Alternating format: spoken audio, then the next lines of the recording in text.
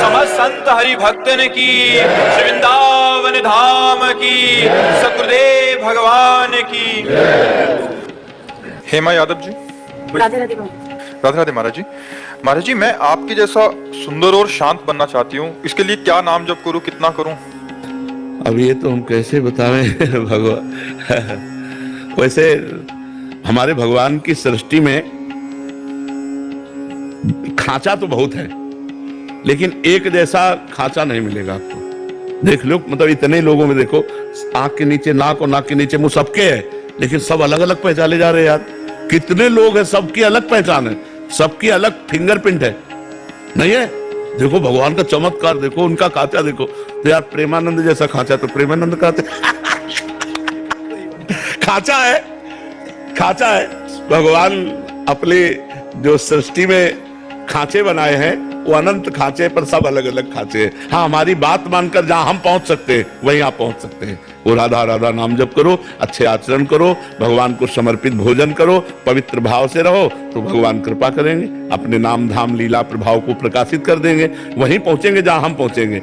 एकमात्र भगवान का आश्रय, अपबल तपबल और बाहुबल चौथो बल है दाम, सूर किशोर कृपा ते सब बल, हारे को हरि नाम। एकदम पूर्ण समर्पण भगवान को, वो उन्हीं की कृपा से। जी, आपको कभी साधन का ऐसा रहा, अहम रहा? जब हम ब्रह्मचर्य से संन्यास मार्ग में गए तो अब हम कृपा शब्द का परिचय नहीं था, साधना का ही परिचय था।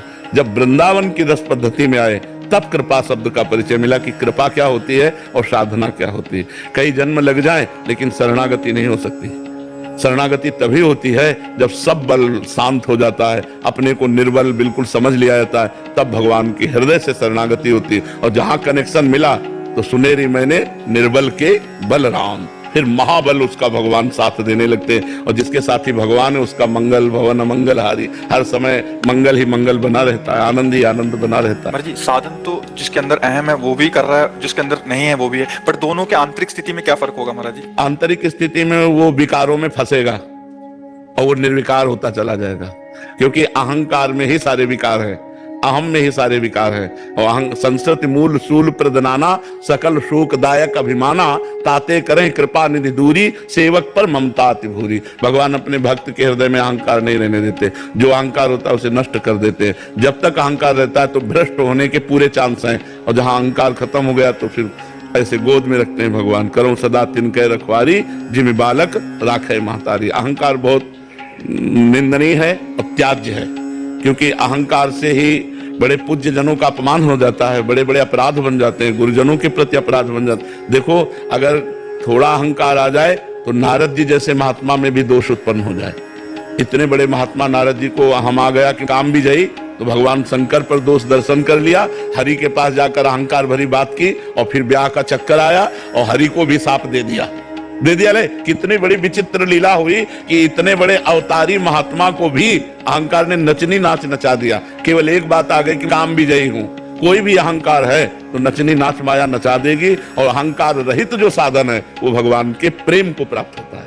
जो साधन कर रहा है, कर तो प्रभु का ही रहा है महाराज जी, बट क्या उसके जीवन में ठाकुर जी ऐसी परिस्थिति लाएंगे घटना घटेगी उसके जीवन में जब उसका अहंकार मतलब आना वही है, आना वही है भगवान। या तो ऐसे समझ जाओ जैसे समझ के नहीं, जैसे गुरुदेव ने हमको अपनी शरण में ले लिया तो हम ऐसी भावना करें कि हमारा जो भजन साधन चल रहा है गुरुदेव की कृपा से चल रहा है, क्योंकि जब गुरुदेव नहीं मिले थे तो कोई भजन साधन नहीं चल रहा था, तो ये भजन साधन तो गुरुदेव की कृपा से चल रहा है, मेरे में क्या बल है। अगर ये बात आ गई कि मैं भजनानंदी, तो मैं फिर गिरना पड़ेगा, फिर कहीं ना कहीं ऐसी जगह गिरेंगे जहां पता चलेगा मैं कुछ नहीं हूं, तब आएगा हे हरि अब आप मुझे बचा लो, तो हरि उसी समय बचा लेंगे। सत्या की रॉय जी, वेस्ट बंगाल से।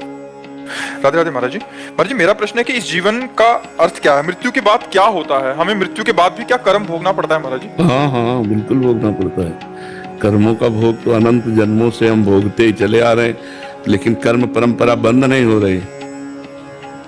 अगर हमारे एक कर्म का फल मिलता है तो 100 कर्म हम और नवीन ऐसे बना लेते हैं जिनको आगे हमें भोगना पड़े। देखो, एक ही कर्म का तो दंड मिलता है आजीवन कारावास। एक ही कर्म तो ऐसा बिगड़ जाता है कि आजीवन कारावास मिला, और हमारे 500 कर्म है, तो यहाँ जो भोगो इसके बाद नरक भोगो जाके। जिनको समाज में प्रकाशित नहीं किया गया, जिनका हमें दंड नहीं मिला, उन कर्मों का भोग हमको भोगना ही पड़ता है। जब शरीर केवल छूटता है, ये केवल शरीर छूटता है, आप और आपका सूक्ष्म शरीर और कारण शरीर, ये तीनों साथ होते हैं। नरक जाओगे यातना शरीर मिलेगा, देवलोक जाओगे देव शरीर मिलेगा। इन शरीरों से पाप और पुण्य का फल भोगकर फिर यहाँ सुअर, कुत्ता, गधा, पशु, पक्षी, क्या क्या 84 लाख योनियां हैं, उन योनियों में जाओ। विवेकवान केवल एक मनुष्य शरीर है जिससे आप कर्म परंपरा को नष्ट करके भगवान को प्राप्त हो सकते हैं, वो भजन से होगा।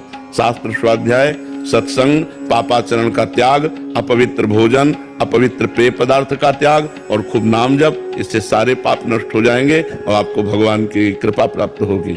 अगर इस जन्म में भगवत प्राप्त नहीं हुए तो अगला अच्छा जन्म मिलेगा, अच्छा वातावरण मिलेगा और फिर भगवान की आराधना करके भगवान को प्राप्त हो जाएंगे।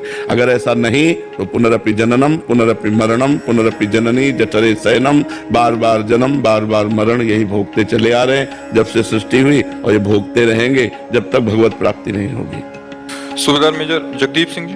राधे राधे महाराज। राधे राधे महाराज जी। महाराज जी, आप कह रहे हैं कि पिछले 2 साल से यहीं पर कार्यरत थे, तो इस कार्यकाल के दौरान महाराज जी आपसे जुड़े और बहुत सारी जो मनोवृत्तियां थी उनके विकार दूर हुए, चंचल मन स्थिर होने लग गया महाराज जी। बट अभी पोस्टिंग आ गई है लद्दाख में, तो कह रहे हैं कि वहाँ कैसे महाराज जी, बड़ा डर लग रहा है कि वहाँ रह के कैसे आपके वायुमंडल का प्रभाव होता है। अगर आप नाम जप करते रहेंगे और सत्संग सुनते रहेंगे तो जो रही उत्तम प्रकृति का कर सकत कुसंग, चंदन विष व्यापत नहीं लपटे रहत भुजंग। अगर आप नाम जप करते हैं और अपने धर्म से चलते हैं तो चाहे लद्दाख में नहीं, चाहे लंका में लग जाए आपकी ड्यूटी तो भी कोई फर्क नहीं पड़ता। विभीषण जी लंका में थे और रावण के कार्यकाल में महान अत्याचार फैला हुआ था, तो उस समय भी उन्होंने विशुद्ध भक्ति की, ऐसी भक्ति की कि भगवान ने कहा तुम सारीखे संत प्रिय मोरे, धरो देह नहीं आन नहीं हो रहे। आप जैसे संतों के लिए मैं अवतार धारण करता हूँ, भगवान ने विभीषण जी के लिए कहा है। तो आप नाम जप करते रहिए और जहाँ तक हो सके आप सर्विस में हैं, आहार की पवित्रता पर जितना बन सके उतना ध्यान देते रहिए और आपसे राष्ट्रभक्ति बन रही है। कहीं भी रहे, एक भक्ति तो आपकी स्वतंत्र रूप से बन रही है, राष्ट्रभक्ति, और भगवान की भक्ति अंदर से नाम जप करते रहिए तो आपको कोई विचलित नहीं कर सकता। आपकी साधना इस क्षेत्र में बढ़ती रहेगी क्योंकि आप बहुत बड़े कार्य में लगे हुए हैं। हमारे पूरे राष्ट्र की जो सुरक्षा है वो आपके कांधे पर है। अगर आप जरा सा चूक कर दें तो यहाँ आतंक मच जाए, नहीं। अगर हमारी आर्मी, हमारे राष्ट्रीय सैनिक रात रात भर जग कर कष्ट सहकर पर्वतों में जहां हम खड़े भी नहीं हो सकते, ऐसी परिस्थितियों में रह करके हमारे भारत की सुरक्षा कर रहे हैं, तो बहुत बड़ी ये राष्ट्रभक्ति है। आप कहीं भी तैनात हो, आप नाम जप करते रहिए और भगवान के आश्रित रहिए, तो राष्ट्रभक्ति और भगवान की भक्ति वो इसी जन्म में कल्याण कर देगी। तो आप जरा भी विचलित मत होइए कि हमें ऐसी जगह ट्रांसफर हुआ है, कहीं भी ट्रांसफर हो, तैनात रहिए राष्ट्रभक्ति में। महाराज उसकी चिंता नहीं है ट्रांसफर की जी। सर, ये एक मन आपके साथ जुड़ा। हाँ, तो वैसे मोबाइल का बहुत बड़ा योगदान है, बहुत बड़ा योगदान है। कई लोग ऐसे मिलते हैं जो मिलते बाद में सुधर पहले जाते हैं, तो मोबाइल के योग से ही तो मिलते हैं, मिले बाद में और सुधर पहले गए। तो मोबाइल का योग, तो अगर रोज सत्संग सुनते रहेंगे आप तो हमें लगता है कि सानिध्य का अनुभव होता रहेगा। रोज जो है सत्संग सुनते रहिए और नाम जप करते रहिए, और जब छुट्टी मिले तब कभी एक बार दर्शन दे गए, कभी छुट्टी तो 2-4 महीने में जब मिले तो एक बार घूम गए। भगवत धाम है वृंदावन, संतों का दर्शन, बिहारी जी के दर्शन कर लिए, फिर अपने चले गए। बैटरी चार्ज हो जाती है संतों के दर्शन से, संतों के संभाषण से, बिहारी जी के दर्शन से एक जीवन में नई ऊर्जा आती है, एक नया हमारे अंदर बल आता है। तभी तो हम गंदे विषयों से बच पाते हैं। नहीं, गंदे विषय हमें परास्त कर दे, हम अगर निकल पा रहे हैं गंदे विषयों से तो हम अनजाने में हमारे अंदर ऊर्जा शक्ति जा रही। संतों के संग से और भगवत दर्शन से हमारे अंदर ऊर्जा शक्ति आध्यात्मिक बढ़ती है। जो लौकिक कामनाओं की हमारी आकर्षण वृत्ति उनको दबाकर भगवान की तरफ बढ़ाती है। तो आप निश्चिंत रहिएगा, हम आपके साथ हैं, आप निश्चिंत रहिए। सखा भाई। राधे राधे। राधे राधे महाराज जी। महाराज जी, आप कह रहे हैं कि आप धर्मयुक्त सुख भोगने की भी इच्छा रखते हैं और प्रभु की प्राप्ति की भी। हाँ, कोई परेशानी नहीं, ये बात सही है। हाँ, बिल्कुल सही है। गृहस्थ धर्म में हो तो धर्मयुक्त विषयों का भगवद अर्पण मस्तु करके, धर्मयुक्त विषयों को भगवद अर्पण मस्तु करके भगवत प्रसाद रूप सेवन करते हुए भगवान का नाम जप करते हुए चलना, यही तो पद्धति गृहस्थ धर्म की। इसमें कोई निषेध नहीं, पर धर्मयुक्त, बहुत बढ़िया शब्द है कि धर्मयुक्त विषयों का सेवन करते हुए। अधर्म की क्रियाओं का त्यागी और धर्मात्मा पुरुष भजन करके भगवान को प्राप्त हो जाता है। मुझे प्रकट सानिध्य भी चाहिए और धर्मयुक्त भोग भी चाहिए, ऐसे हो सकता है? अच्छा, हो जाएगा, बिल्कुल हो जाएगा। क्योंकि ये धर्ममयी जो रेखा खींच दी ना, इससे बात बन जाएगी। नहीं तो भोगों की प्रियता हमें पतन के मार्ग में ले जाती है, लेकिन एक रेखा खींच दी ना, धर्मयुक्त भोग, अब बच जाओगे। अब धीरे धीरे विषयों का त्याग होते होते निर्विकार हो जाओगे। धर्मयुक्त विषय, पहले तो अधर्म का त्याग हुआ ना, ये धर्मयुक्त विषयों के प्रति जो विषयों में सामर्थ्य नहीं है कि आपको बांध सके। कोई भी विषय ऐसा नहीं है जो आपको तृप्ति दे सके, बांध नहीं सकता आपको।